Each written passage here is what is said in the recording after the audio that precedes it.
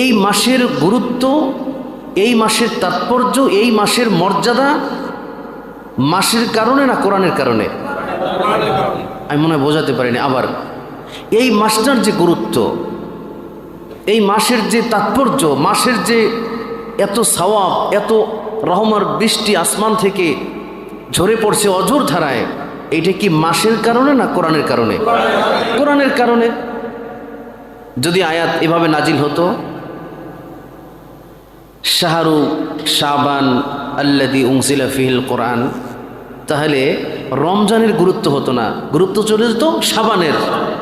আবার যদি নাজিল হতো শাহরুল জিলকদ আল্লাযী উনজিলা ফীহিল কোরআন, যদি এভাবে আয়াত নাজিল হতো যে আমি জিলকদে কোরআন নাজিল করেছি, তাহলে কি আর এই রমজানের গুরুত্ব হতো? তো একটা মাস দামি হয়েছে কোরআনের কারণে। সুবহানাল্লাহ বলবেন না?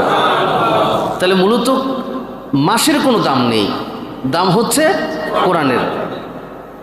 তো এই কোরআন যেই মাসে নাজিল হয়েছে সেই মাসটা দামি হয়েছে, যেই রাতে নাজিল হয়েছে সেই রাতটা হাজার মাসের চাইতেও শ্রেষ্ঠ রাত আল্লাহ তাআলা ঘোষণা দিয়েছেন। আল্লাহ তাআলা বলছেন লাইলাতুল কদরি খায়রুম মিন আলফি শাহর, যে একটি মাস, একটি রাত, ওই রাতের গুরুত্ব হচ্ছে হাজার মাসের চাইতেও শ্রেষ্ঠ রাত। তাহলে কোরআনের গুরুত্ব হয়েছে রমজানের কারণে, রমজানের গুরুত্ব হয়েছে কোরআনের কারণে, এই মাসের গুরুত্ব হয়েছে কোরআন নাজিল হওয়ার কারণে, এই মাসে অবতীর্ণ হয়েছে উনজিলা ফীহিল কোরআন এই জন্য।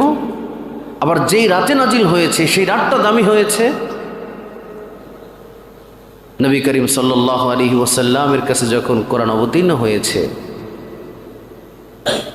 এই রমজান মাসে, তো লাইলাতুল কদরি খায়রুম মিন আলফি শাহর, এর দ্বারা বোঝা যায় কোরআন নাজিল হয়েছে লাইলাতুল কদরের রাতে।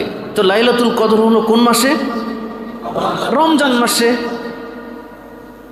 তো যে মাস দামি হয়েছে কোরআনের জন্য, যেই মাস, যেই রাত দামি হয়েছে কোরআনের জন্য, প্রিয় নবী মুহাম্মদুর রাসূলুল্লাহ সাল্লাল্লাহু আলাইহি ওয়াসাল্লামের কাছে কোরআন অবতীর্ণ হয়েছে।